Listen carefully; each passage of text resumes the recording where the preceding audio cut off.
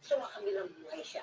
Hindi niya nalabanan ng kansa, namatay siya. Opo, matigas po kasi ulo. Ano na naman, hindi niya po sinusunod po kasi yung mga doktor, matigas po ulo niya.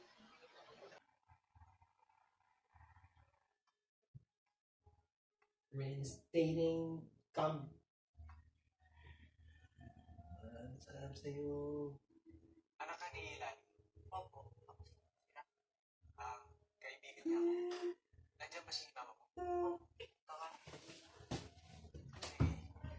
ako nakapunta sa buhay. Remains as defending champion. Sa mama mo, confidence. Remains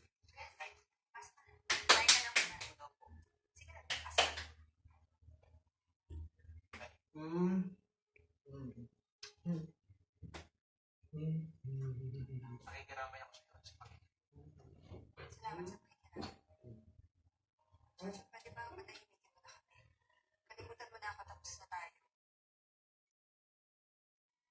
Ayoko na rin madagdagan yung kasalanan ko sa Diyos, pati na rin sa asawa ko.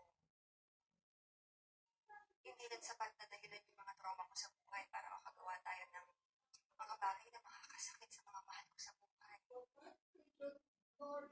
Nung namatay si nanay, inilibing ko na rin sa libot yung mga pahugot na nangyari sa akin. Kaya pwede ba? Kalimutan na natin ang isa't isa.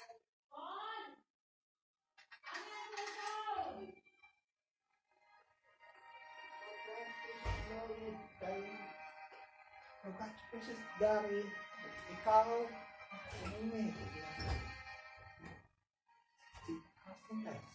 sa naman kay Kikan. Ay, namatay ang mother mo. Wala na. Paano na ang relation? Congratulations, Lori, ikaw ang Ay, mag-uwi tumino. ng 60,000 pesos. Sa naman kay Nagkagano ba siya pagka nakainom? Ano po nung mga bandang huling paglalasing niya, iba na po yung ginagawa niya pong paglalasing. Yung tipo pong halos, hindi na po talaga siya makalakad pa uwi. Ganun na po yung ginagawa niya. Kaya ang hindi ko po matanggap yun, Tita Mel, still defending champion. muntik pong Still mahuli defending ng panganay ko po champion. yung panghihipo niya sa akin. Naku. Doon po talaga para akong binuhusan ng ano. Dahil hanggat maaari po, ayoko pong malaman ng mga anak ko po Ay, yung seryoso. pinagdaanan ko po sa buhay. Ayoko po talaga, lalo na po yung panganay ko. Baka iba po kasi yung panganay ko po eh. Malaki na po kasi siya nun eh. Kasi kung baka makita niya, baka iba po ang gawin. Oo nga. Baka Kaya talaga hindi ka pa nung anak mo. hindi ko po talaga makakaya ng makita po ng mga anak ko.